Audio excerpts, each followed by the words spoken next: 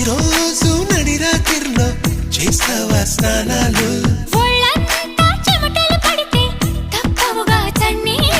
వణికించే చలికాలంలో ఏమా ఆఫర్లు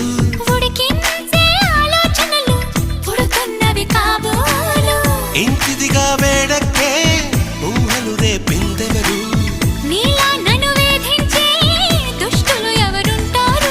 అదిగో ఆ ఉలికి చెబుతోంది నువ్వు దాచాలనుకున్నా దీన్ని లవ్ లవ్ పడిపోవడం అంటున్నా